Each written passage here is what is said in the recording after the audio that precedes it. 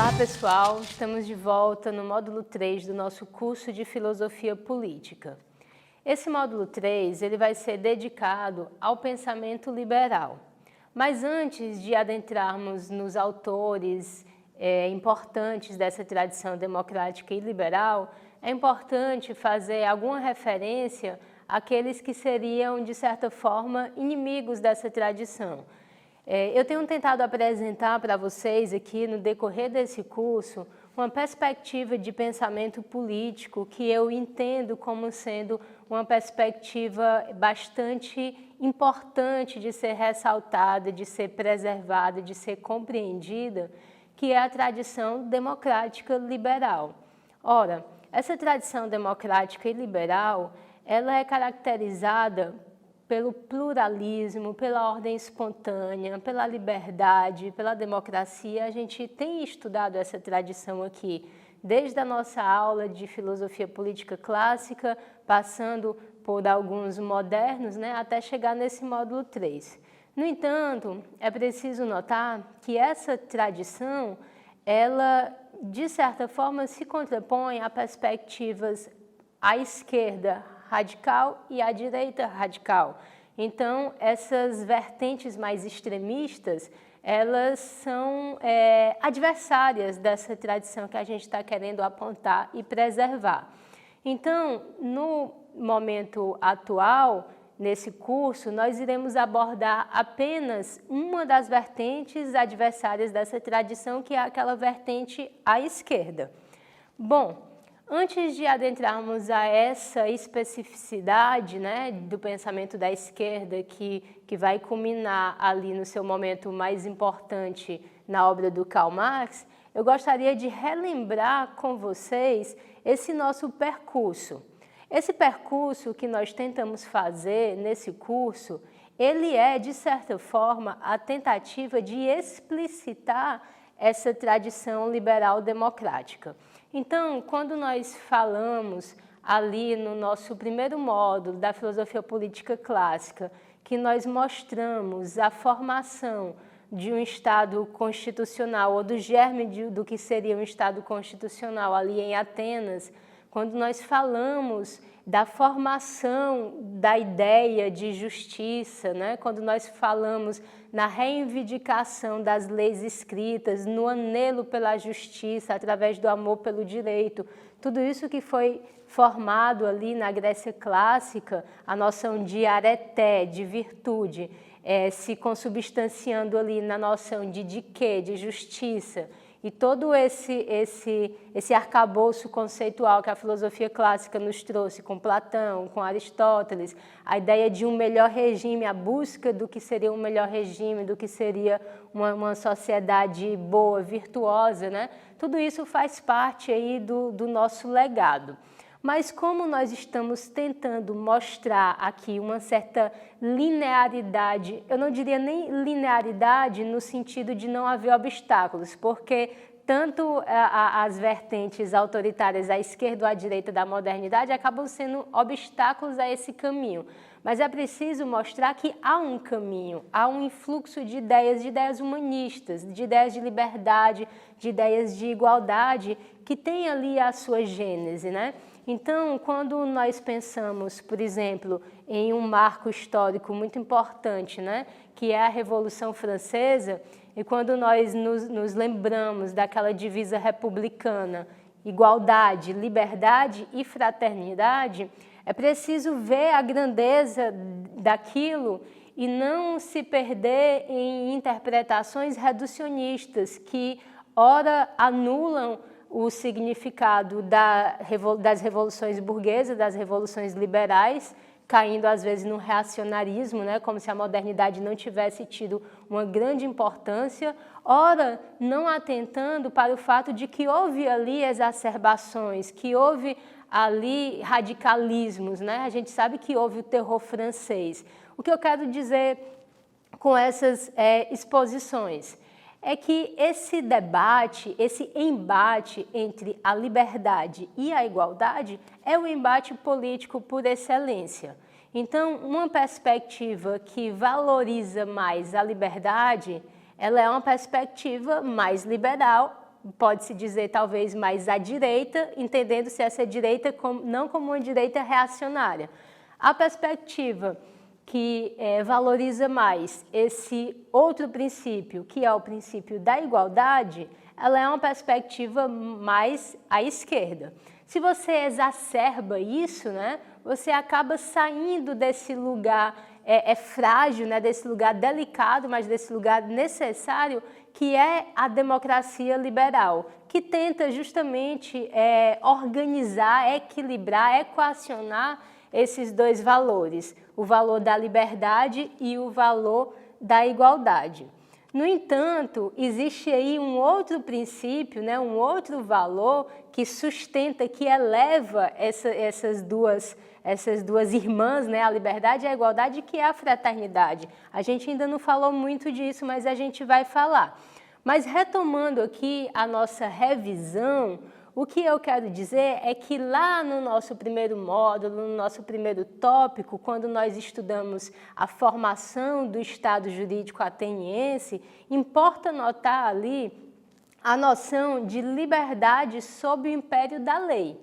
Essa noção de preservar a individualidade e de buscar, através das leis escritas, uma isonomia, ou seja, a igualdade de todos perante a lei, é um anelo democrático. Por isso que a gente diz que ali em Atenas você tem ali a formação, a origem, os primórdios da nossa noção de democracia. Então, ali se equilibrava ou se dava uma primeira tentativa de equilíbrio entre a liberdade e a igualdade. Claro que tem toda uma limitação da época, a gente sabe que ali na Grécia ainda havia a escravidão, e se havia a escravidão, essa democracia ela não poderia ser completa, obviamente, porque o ideal democrático, o princípio democrático que nós defendemos, não sustenta, obviamente, a escravidão. Mas dentro de um certo escopo de homens livres que deliberavam, que pensavam, que refletiam, que criavam as leis, né, e que aprovavam e desaprovavam as leis mediante uma conversa ali na ágora, né, perpassado por raciocínio, por uma vontade de bem servir a comunidade, tudo isso foi legado e precisa ser preservado. Então, a gente tem que essa busca pela liberdade, essa busca pela igualdade, ou essa luta contra as tiranias, é um progresso, é um processo da nossa história. Quando você reivindica leis, você reivindica algo contra o arbítrio. Você reivindica o direito, você está reivindicando que as pessoas sejam tratadas com justiça e que ninguém se arrogue o direito de lhe oprimir, né? Então, assim, a valorização da lei é também a valorização do indivíduo. Ocorre que, na modernidade, e nós estudamos isso, houve uma espécie de reducionismo, digamos assim, no sentido de uma perspectiva do que seria a lei ou do que seria a justiça, porque nós passamos de uma perspectiva teocêntrica ou cosmocêntrica para uma perspectiva antropocêntrica, pode-se dizer humanista, né? Centrada no ser humano e tomando como um princípio fundamental a questão da autopreservação do indivíduo e a questão da preservação da unidade do Estado, né, da força do Estado. Então, ali na modernidade, nós tivemos a formação dos Estados modernos e eu falei para vocês sobre alguns teóricos do Estado que teorizaram sobre a passagem de uma sociedade de um estado de natureza para uma sociedade civil, né? Que são os ditos contratualistas, que pensam o surgimento desse estado.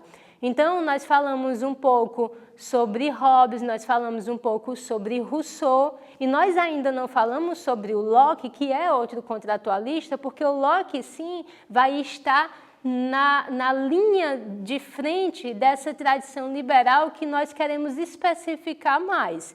Só que quando nós tratamos de Hobbes, nós vimos que o Hobbes ele pressupõe um Estado muito forte, ele pressupõe o Leviatã. Ele entende o ser humano, o indivíduo, de uma maneira extremamente pessimista, de uma maneira muito cruel, né? O homem seria cruel, o homem seria o lobo do outro homem, e essa violência desmedida do homem só poderia ser reprimida, só poderia ser limitada por um Estado todo-poderoso, daí o Leviatã.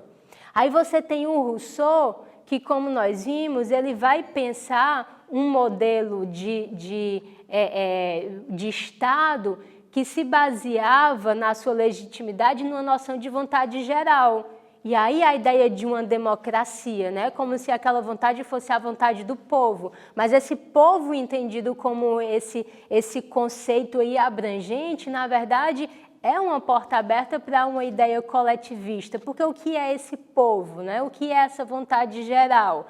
Então, a gente vê como é difícil equilibrar essa questão da liberdade e da igualdade no âmbito mesmo da teoria das ideias. Por isso que nós não devemos ter esse debate como algo simplista, como algo simplório. Nós não devemos nos limitar a chavões, a arengas do dia a dia em relação a problemas tão complexos. É necessário que nós conheçamos as tradições, que nós tentemos minimamente entender o desenvolvimento dessas ideias para que possamos colaborar para uma reflexão, para uma proposta diferente que consiga efetivamente conciliar esses valores da liberdade e da igualdade.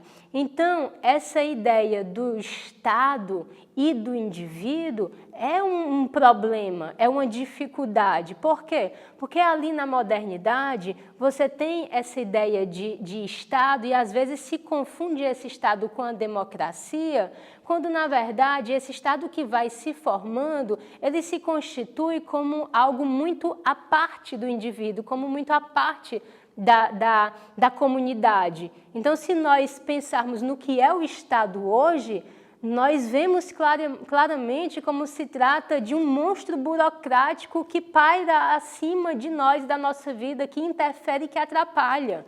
Então, se nós tínhamos ali na Grécia Antiga uma ideia de uma sociabilidade natural dos seres humanos e, a partir daí, uma espontaneidade da comunidade, das relações e uma busca de organização da sociedade em vista do melhor, na modernidade, como os indivíduos eles já estão isolados, cada um buscando efetivamente a sua vida, o seu trabalho, e isso não é ruim, isso faz parte do desenvolvimento da modernidade, a gente não tem ainda uma equação do que seria adequado para o indivíduo não se isolar totalmente, não se perder totalmente em um egoísmo, né? Porque isso não é saudável. Agora, reivindicar algo no sentido de uma maior preocupação com o coletivo não quer dizer coletivismo.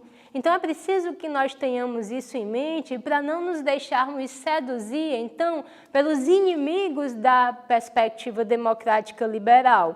Porque o apelo coletivista, ele existe, ele existiu, e a gente tem aí uma espécie de resultado trágico do que seja o socialismo, né?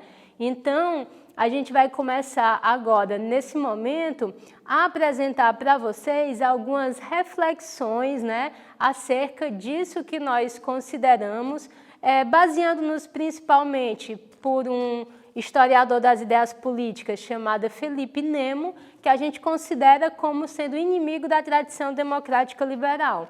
Então, só para esclarecer um pouco mais a nossa metodologia, né, a nossa caminhada, eu queria dizer que a forma como eu apresento para vocês algumas coisas, ela se baseia muito na perspectiva de um livro de história da filosofia política que se chama Histoire des idées politiques, o tempo moderno e contemporâneo. Ele não tem tradução em português, é um livro em francês de um autor chamado Felipe Nemo. E por que eu escolhi, em algumas aulas, fazer uma abordagem do conteúdo a partir dessa chave de leitura? Porque o Felipe Nemo, ele constrói um grande panorama da história da filosofia política explicitando essa tradição democrática liberal e colocando como inimigos dessa tradição democrática liberal as perspectivas de pensamento mais à esquerda e mais à direita, né? Então, esse é o interesse, de modo que nós vamos apresentar, a partir desse momento, algumas reflexões que talvez facilite o entendimento do porquê a perspectiva coletivista, socialista, comunista é uma espécie de contraposição a isso que nós queremos preservar. Pensando então nessa perspectiva que vemos como uma perspectiva contrária à perspectiva democrática e liberal, o pensamento socialista, ele tem uma história também, ele tem uma gênese, um desenvolvimento, e nós temos alguns autores que contribuíram, né, ou que fazem parte dessa família de doutrinas chamada socialismo. Não existe apenas o socialismo de viés marxista, né? O marxismo ele foi ali um ponto muito importante, mas as ideias que afirmam a questão da coletividade dos bens, né? Que criticam a sociedade privada, que tem uma certa nostalgia em relação a um comunismo primitivo, essas ideias, elas têm uma história, elas têm um histórico. Nós podemos, inclusive, nos remeter ali ao século XVI, XVII, né? A utopia do Thomas More, a Cidade do Sol, do Campanella. Então, a gente tem na história das ideias essa noção, né, de uma organização social perfeita, homogênea, né, na qual tudo seria comum, não existiria sociedade privada, e a gente tem alguns desenvolvimentos e algumas lutas, né, em torno dessas ideias. Sempre eu acabo remetendo à Revolução Francesa, porque a Revolução Francesa, ela de certa forma foi um divisor de águas ali, porque assim, em seus princípios basilares, né, no sentido do apelo iluminista, aquelas divisas que eu já citei aqui, de liberdade, igualdade e fraternidade, aquilo é muito bonito, assim, na verdade isso é a nossa busca. Quem não quer buscar a liberdade, a igualdade e a fraternidade? Então, isso são ideais nobres, legítimos e que precisam ser perseguidos. O que acontece é que, ao perseguir esses ideais, né, solapou-se a base da moralidade a partir do momento em que você tentou, na base da força, jorrando sangue, construir essa sociedade, né, mais justa. Então, a partir daí a gente já começa a entender o paradoxo inerente a essa mentalidade revolucionária. Qual é o paradoxo inerente à mentalidade revolucionária? É você buscar uma sociedade mais justa cometendo injustiças. Porque quem mata, quem coloca num pelotão de fuzilamento, quem coloca a guilhotina e corta a cabeça de gente, não está imbuído de um sentimento de fraternidade e de justiça. Como é que a gente pode acreditar que pessoas que fizeram sangue jorrar estavam lutando por um mundo mais justo? Entende a contradição? Não é possível que um indivíduo que seja capaz de matar, ele esteja lutando pelo bem comum. Então, essa é uma contradição inerente a todas essas tentativas revolucionárias de estabelecer uma sociedade justa e perfeita. Então, a gente tem ali as ideias russonianas incentivando, influenciando a Revolução Francesa. A Revolução Francesa se imbui, então, de uma perspectiva mais radical, né, mais revolucionária, chegando até o terror jacobino, né? A gente tem ali o Robespierre, que é uma figura eminente do jacobinismo, e a gente vai ver também como é semelhante o que aconteceu na Revolução Francesa e depois na Revolução Russa, no sentido de que os líderes se mataram a si mesmos. Então, assim, você vê o momento do terror jacobino, onde aqueles mesmos que lutaram dentro da Revolução Francesa são guilhotinados, né? São exterminados por uma perspectiva mais radical. Então, são revoluções dentro de revoluções, sangue jorrando sangue, para você buscar uma sociedade mais justa, o que é um paradoxo e uma abominação.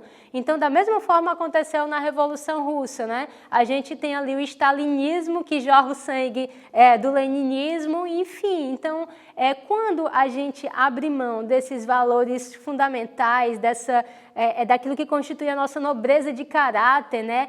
Quando a gente abre mão de considerar o outro na sua dignidade, que o outro não pode ser meio de forma alguma, mas que tem que ter a sua integridade, a sua dignidade sempre respeitada, a gente tem a clareza de que eu não posso jamais pensar em construir uma sociedade perfeita derramando sangue. Então, isso mostra o paradoxo e o erro, o equívoco, né? É muito, muito prejudicial da mentalidade revolucionária.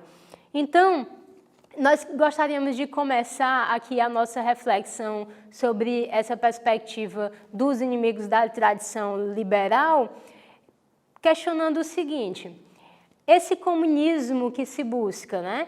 Ele é algo que representa um progresso na evolução cultural ou um regresso na evolução cultural? Porque, veja bem, a ideia do socialismo, de quem estuda o socialismo, a ideia do Marx, é a ideia de que o socialismo seria uma etapa para atingir depois o comunismo. O comunismo seria aquela etapa onde não existiria mais o Estado, onde não existiria mais as classes, não existiria então a luta de classes e estaria terminada a história, porque o próprio Marx entende a história como a luta de classes. Então, esse comunismo, ele seria algo parecido com o comunismo primitivo, mas que manteria as conquistas do capitalismo no sentido da industrialização, né, da técnica e tudo mais. Então, a questão que se coloca é: comunismo significaria um progresso, a gente deve buscar isso, ou isso representaria um regresso? A resposta eu dou para vocês me utilizando, inclusive, da interpretação de um liberal muito caro ao pessoal da escola austríaca, né? Um austríaco, um liberal mais contemporâneo, que é o Hayek. O Hayek, ele tem uma tese, ele defende a tese, que ele diz que o comunismo, o socialismo, ele é intrinsecamente reacionário, veja você. Não tem nada de progresso no socialismo, porque, na verdade, a individualidade, o Estado de Direito, né?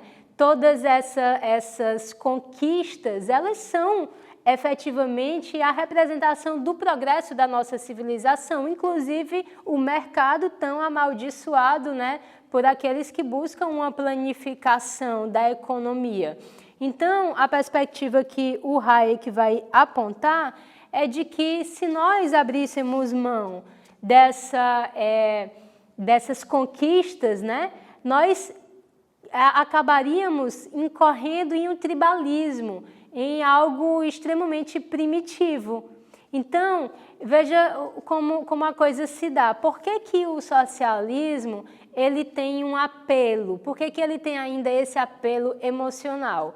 O Hayek vai entender que isso se deve ao fato de que essas conquistas civilizacionais, como a individualidade, um estado de leis capaz de reger uma ordem espontânea, o mercado, tudo isso são conquistas muito recentes, que modificaram efetivamente a materialidade da vida do ser humano, mas que não tocou ainda na profundidade, né, da sua cultura.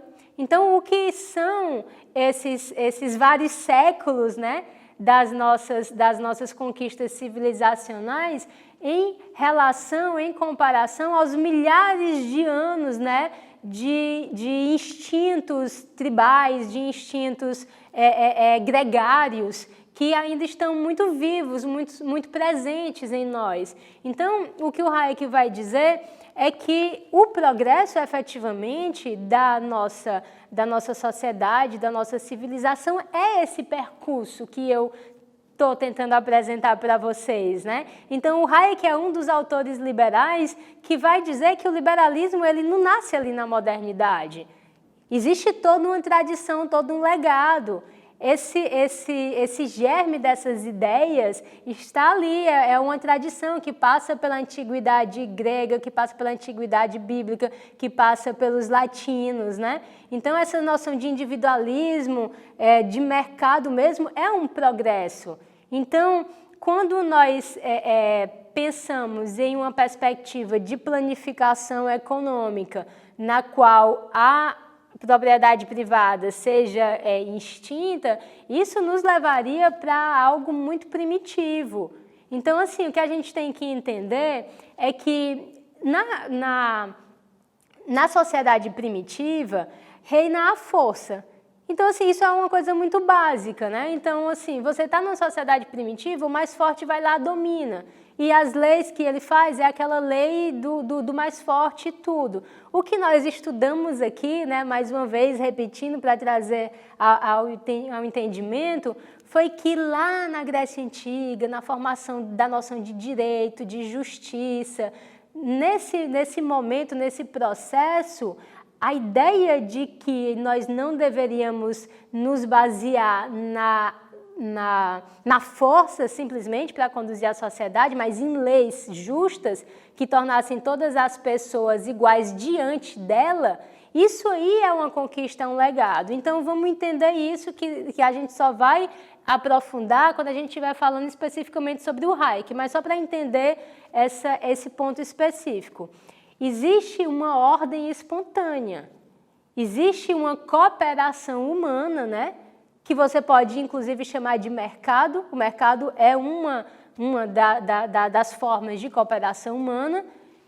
E existem determinadas normas, determinadas leis, determinadas instituições que foram sendo construídas com o desenvolvimento da humanidade que viabilizam essa ordem espontânea, que dão segurança a essa ordem espontânea. Então, o que foi que nós conseguimos, né, enquanto civilização, que é algo muito bacana? É uma estrutura jurídica, uma estrutura de direitos, uma estrutura que preserva as liberdades individuais, que dá a possibilidade desse indivíduo buscar, lutar, ir atrás de desenvolver as suas potencialidades. Então, a gente não pode admitir jamais que se abra mão da liberdade do ser humano. Porque todo ser humano é único, original, individual, potente, e a exuberância da sociedade, a exuberância do corpo social, ele só pode advir da liberdade do ser humano. Quando eu pretendo organizar, planificar a sociedade, seja lá sob que justificativa for, a justificativa de buscar uma sociedade mais justa, anulando a liberdade individual, padronizando o comportamento, homogeneizando, então eu estou aniquilando a força criadora dessa sociedade. Então, essa transição do socialismo para o comunismo, ela é uma utopia, e além de ser uma utopia, ela deixou milhares e milhares de mortos. Então, isso é que é uma coisa que as pessoas precisam atentar, porque nós já estamos muito convencidos, graças a Deus, de que o nazismo foi uma barbárie, uma coisa horrível que mostra a capacidade humana de inclinação ao mal. Nós já sabemos que o fascismo foi um autoritarismo, um totalitarismo terrível também. Então, todas as formas de totalitarismo, o que é o totalitarismo? O totalitarismo é o Estado tomando conta do indivíduo. O indivíduo não respira, o indivíduo não tem liberdade, o indivíduo não age, é o Estado, tudo é Estado. Qual é a definição de fascismo? Tudo com o Estado, nada fora do Estado. A gente ainda não se convenceu de que o comunismo é a mesma coisa. O comunismo é um totalitarismo. Então, essa vertente que a gente pretende aqui resgatar, mostrar, é a partir de vários autores, mostrando inclusive que há muitas nuances dentro do liberalismo e do conservadorismo, mas isso que a gente está querendo mostrar é uma resistência aos totalitarismos, é uma resistência ao recrudescimento da sociedade, ao fechamento da sociedade. Porque o que eu entendo, baseado em outros autores, desse movimento que eu estou falando, você não precisa nem dar o nome de liberalismo ou de conservadorismo, você pode dar o nome de humanismo. É um influxo de ideias que entende que nós devemos buscar a justiça, preservando as liberdades, que nós devemos buscar a igualdade, preservando a individualidade, que nós devemos buscar a justiça sem abrir mão dos nossos princípios éticos fundamentais em nome de uma justiça futura. Então, é um espaço muito delicado, é um espaço muito tênue, é um espaço muito frágil, é um espaço muito recente. Então, a gente tem que entender que a gente está numa evolução. A gente não pode fazer uma análise histórica, sociológica, como se a gente tivesse congelado no tempo e como se as coisas não tivessem numa mudança contínua. Na verdade, a evolução continua, a evolução cultural continua e a gente está dentro desse influxo. Mas a gente tem que entender que muito já foi feito, muito já nos foi legado e muito já foi nos dado como exemplo do que não deve ser repetido. Então, é preciso que nós tenhamos consciência de que não devemos repetir engenharias sociais que levaram ao aniquilamento de indivíduos. Então, a gente não deve sustentar doutrinas tais como o nazismo, o fascismo ou o comunismo. Então, o apelo ainda existe na perspectiva do socialismo por conta dessa justificativa de uma justiça social. A gente percebe e entende que esse mundo tem uma falha, né? Que ele tem uma injustiça, que as coisas não estão perfeitas, e a gente acha por bem que uma determinada casta intelectual que se diz estar lutando pelo trabalhador e pelo proletariado é capaz de atingir essa justiça. Então, isso não acontece. O que a gente viu, né, o que aconteceu foi um saldo em número de mortos. Então, resumindo essa aula de hoje, que ela acabou resgatando alguns aspectos das aulas anteriores, a aula de hoje ela foi uma tentativa de mostrar para vocês de uma maneira muito clara o objetivo desse curso. O objetivo desse curso é oferecer elementos, é oferecer pensamentos, oferecer reflexões para que nós nos situemos dentro de uma tradição não autoritária, dentro de uma tradição não totalitária. A gente não precisa ficar dentro de uma caixinha, porque eu sou liberal, porque eu sou conservador, porque eu sou anarco, porque eu sou... Não. A gente precisa minimamente refletir acerca desses acontecimentos históricos, dessas construções doutrinárias, para a gente salvaguardar coisas que são fundamentais, para a gente não deixar o nosso pensamento ser cativo de doutrinas que são destruidoras. Então, essa é a perspectiva, essa é a abordagem. Então, mais uma vez, existe totalitarismo à esquerda, existe totalitarismo à direita. Nós não estamos negando uma coisa nem outra. Nós estamos dizendo que essa sociedade aberta, essa sociedade que sustenta o pluralismo, ela é uma sociedade que, para ser defendida, ela precisa de muita força, de muita lucidez, porque as outras doutrinas são mais fáceis. É mais fácil você sustentar uma doutrina que diz que a noção de justiça é o Estado. Então, tudo pelo Estado. Você anula a sua própria consciência e você agora serve ao Estado, ou você serve à própria doutrina. Então, tudo isso é é mais simples. Por que é mais simples? Porque é muito mais simples você se entregar. É muito mais simples você ser uma pessoa heterônoma, você não ter a sua autonomia. Mas desde Kant, né, voltando aqui para reverenciar o iluminismo, né, o Aufklärung, que foi o iluminismo alemão, desde Kant, o que é que... Desde Kant não, desde sempre, né, mas assim, que o Kant trouxe de uma maneira muito bela, nós não somos mais menores intelectuais. Nós somos maiores intelectuais, nós temos autonomia, nós temos uma consciência, nós não podemos ceder a nenhuma teoria que, de certa forma, nos coloque em choque com os nossos princípios. E esses princípios existem, eles estão em nós. A gente não quer sangue derramado, a gente não quer revolução à base da guilhotina, a gente não quer coletivismo. Então, essa é a perspectiva e a gente precisa ficar atento para defender, né? Aquela frasezinha, o preço da liberdade é a eterna vigilância. Então, estejamos vigilantes, não sejamos preguiçosos, né? A adesão ao discurso, aos chavões, ela é muito simples.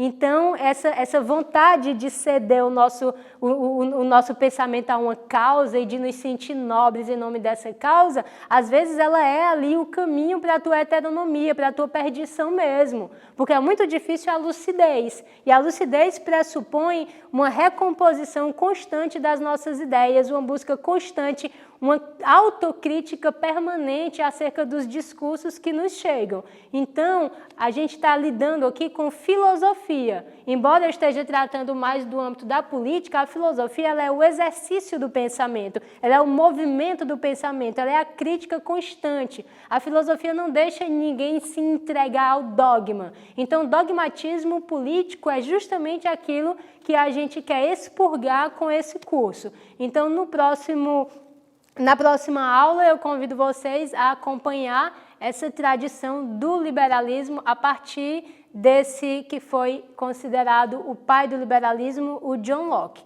Aguardo vocês na próxima aula.